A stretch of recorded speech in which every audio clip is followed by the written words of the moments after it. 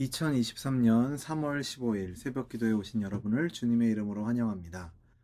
오늘 우리에게 주시는 하나님의 말씀은 마태복음 21장 12절에서 22절까지의 말씀입니다. 신약성경 35면에 있는 마태복음 21장 12절에서 22절까지 하나님의 말씀을 제가 봉독하겠습니다.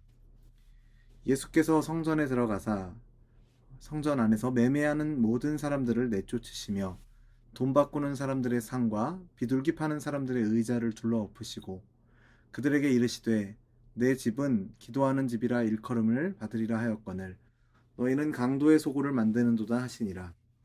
맹인과 저는 자들이 성전에서 예수께 나아오매 고쳐주시니 대제사장들과 서기관들이 예수께서 하시는 이상한 일과 또 성전에서 소리질러 호산나 다윗의 자손이여 하는 어린이들을 보고 노하여 예수께 말하되 그들이 하는 말을 듣느냐. 예수께서 이르시되 그렇다. 어린아기와 젖먹이들의 입에서 나오는 찬미를 온전하게 하셨나이다 함을 너희가 읽어본 일이 없느냐 하시고 그들을 떠나 성 밖으로 베다니에 가서 거기서 유하시니라. 이른 아침에 성으로 들어오실 때에 시장하신지라. 길가에서 한 무화과 나무를 보시고 그리로 가사 잎사귀 밖에 아무것도 찾지 못하시고 나무에게 이르시되 이제부터 영원토록 내가 열매를 맺지 못하리라 하시니 무화과 나무가 곧 마른지라. 제자들이 보고 이상히 여겨 이르되 무화과 나무가 어찌하여 곧 말랐나이까. 예수께서 대답하여 이르시되 내가 진실로 너희에게 이르노니 만일 너희가 믿음이 있고 의심하지 아니하면 이 무화과 나무에게 된 이런 일만 할 뿐 아니라 이 산더러 들려 바다에 던지지라 하여도 될 것이요 너희가 기도할 때 무엇이든지 믿고 구하는 것은 다 받으리라 하시니라. 아멘. 오늘 본문은 예수님께서 성전을 깨끗게 하신 사건과 무화과 나무를 저주하신 내용을 기록하고 있습니다. 그 중에 오늘 새벽에는 18절 이후의 말씀을 통해 주시는 은혜를 나누고자 합니다. 이 내용은 성전 청결 사건이 있었던 다음 날 아침 예수님께서 성으로 들어오시는 과정에서 한 무화과 나무를 저주하신 사건입니다. 무화과 나무는 포도나무와 함께 구약에서 이스라엘을 상징하는 대표적인 나무입니다. 그런데 그런 나무를 왜 예수님께서 저주하셨을까요? 나무의 풍성한 열매는 이스라엘의 번영과 축복을 상징합니다. 그리고 그러한 번영과 축복은 오직 하나님과의 올바른 관계에서 비롯됩니다. 그런데 예수님은 베다니에서 성으로 오는 길에 한 무화과 나무를 보셨습니다. 같은 사건을 다루는 병행 본문인 마가복음의 도움을 받으면 멀리서도 이 무화과 나무의 잎사귀가 보일 정도로 잎이 피어있는 나무였습니다. 가서 보니 잎이 무성했던 것이 아니라 잎이 무성해 보이니 다가오신 것입니다. 그리고 그 나무에 대해 예수님은 시장하셨기에 열매를 기대하셨을 것입니다. 하지만 예수님은 잎을 뒤적이며 열매를 찾아보아도 아무 열매도 발견할 수 없으셨던 것입니다. 잎만 무성할 뿐 그 나무는 열매가 없었던 것이죠. 그래서 예수님은 열매가 없어서 나무를 저주하셨습니다. 그러자 나무가 말라 죽고 맙니다. 저주를 받고 말라 죽었다는 것을 심판을 말하는 것이죠. 그런데 심판을 받게 된 이유가 예수님이 원하신 열매가 없었던 데 있다는 것을 우리는 기억해야 합니다. 당시 이스라엘은 성전을 중심으로 모이는 유대교가 지탱하고 있었습니다. 그런데 예수님은 앞선 성전 청결 사건을 통해서 성전을 정화하시면서 깨끗게 하시면서 마비되고 오염된 성전 질서를 완전히 무너뜨리셨습니다. 그리고 본문 이후에 나오는 사건에는 성전 안에 참된 권위를 말씀하십니다. 그 사이에 있는 이 무화과 나무가 말라버려 영원히 열매 맺지 못하게 된 것은 이스라엘 유대교의 그 종말을 상징한다고 볼 수 있습니다. 아무짝에도 쓸모없이 잎만 무성한 것은 겉만 화려하고 생명력은 없는 타락한 유대교의 실상을 대변하는 것이었습니다. 하나님의 아들이 오셨고 열매를 요구하셨지만 내놓을 열매는 전혀 없었습니다. 이와 같이 유대교는 철저하게 실패한 것입니다. 그것을 대체할 새로운 공동체가 바로 교회입니다. 단순한 대체가 아니라 유대교가 하지 못한 생명의 사역을 완수할 공동체가 바로 교회입니다. 교회는 바로 그런 의미를 갖습니다. 예수님께서 이 땅에 세우신 하늘나라 공동체로서의 교회는 바로 그런 의미를 갖고 있는 것입니다.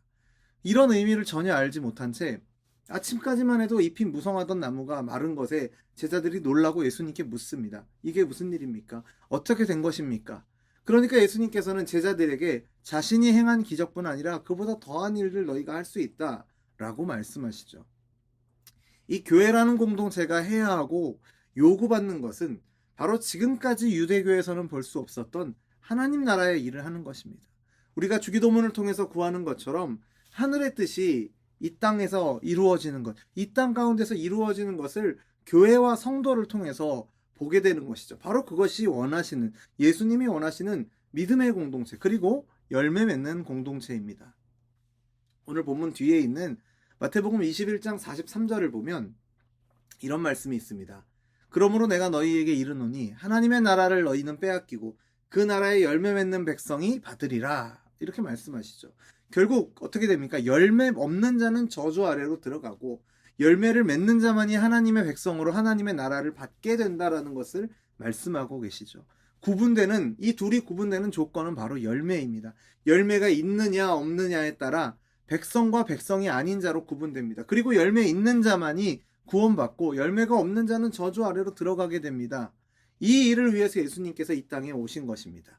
자, 이런 말씀을 예수님께서 하고 계실 때 그렇다면 지금 우리가 해야 할 일은 무엇일까요? 바로 열매를 구하는 것입니다. 열매를 위해서 쉬지 않고 기도하는 것이 있어야 됩니다. 이것이 마지막 때를 살아가는 신자의 모습이 되어야 할 것입니다.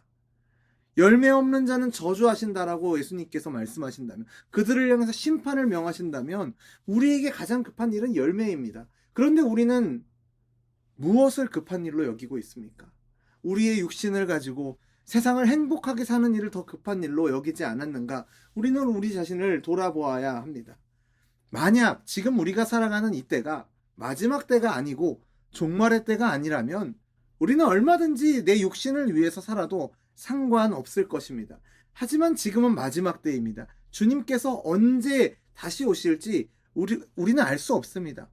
지금 예수님께서 열매를 찾고 계시는 때라면 우리는 무엇을 해야 합니까? 먼저는 나에게 예수님이 찾으시는 열매가 있는지를 살펴보는 것이 그리스도인으로서 또 마지막 때를 믿는 자로서 우리에게 있어야 할 당연한 모습이 아닐까 생각을 합니다.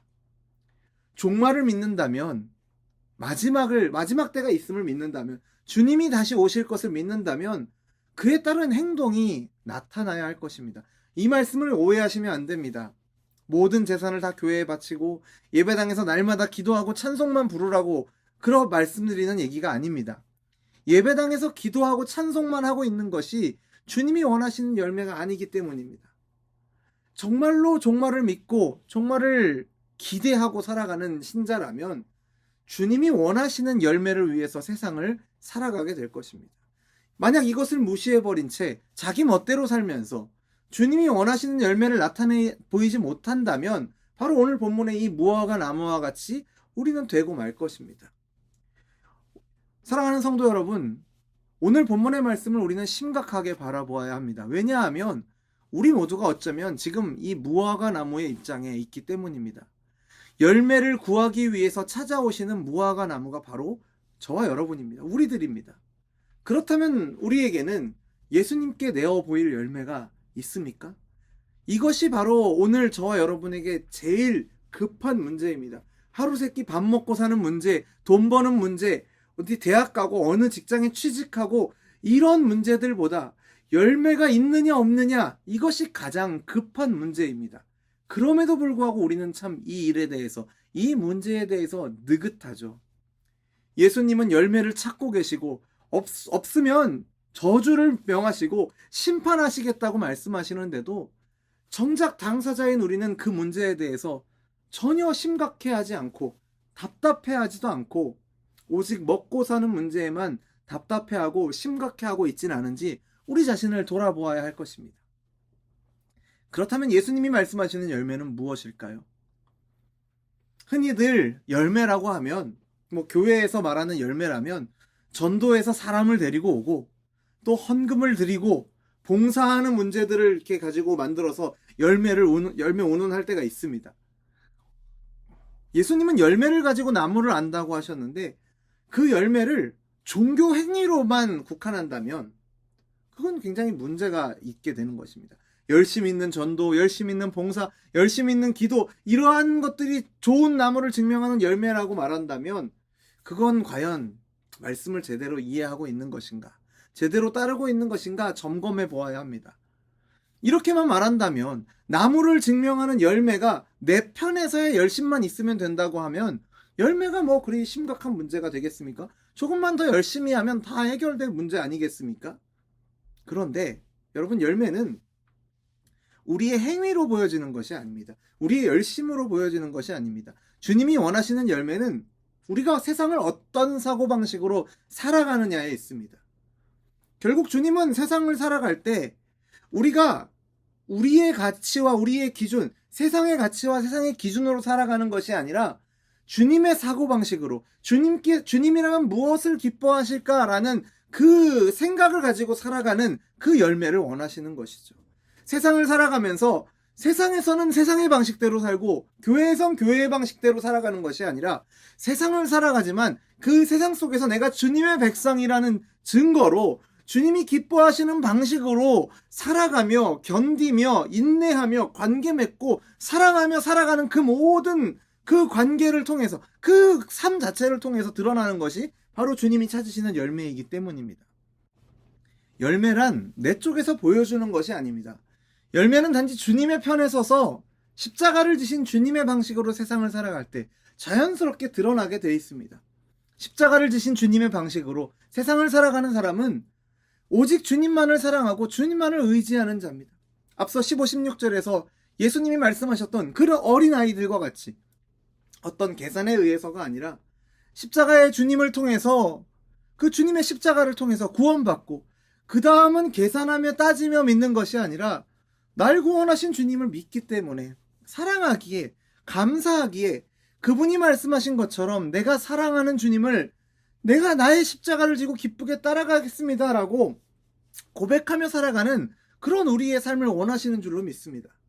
우리의 삶을 살아가는 가운데 나 중심, 내 이익과 관계가 우선되고 중심되는 것이 아니라 주님이 중심이 되고, 그래서 그 주님으로 인해서 이전에 이해되지 않던 것들이 이해가 되고 이전에는 참을 수 없었던 것이 참고 용납되는, 이전과는 다른 주님이 기뻐하시는 그 하나님 나라의 가치관과 말씀을 따라 살아가는 삶이 저와 여러분 가운데 있기를 원합니다. 그러한 삶을 통해서 아름다운 열매를 맺는 저와 여러분의 오늘 하루가 되기를 주님의 이름으로 축원합니다. 기도하겠습니다. 하나님 아버지, 우리에게 은혜를 주셔서 하나님의 자녀 삼아 주시고 아버지의 귀한 말씀을 사모하는 마음 주심을 감사드립니다. 말씀을 우리의 머리로만 아는 불쌍한 삶이 되지 않도록 우리를 인도하여 주옵소서.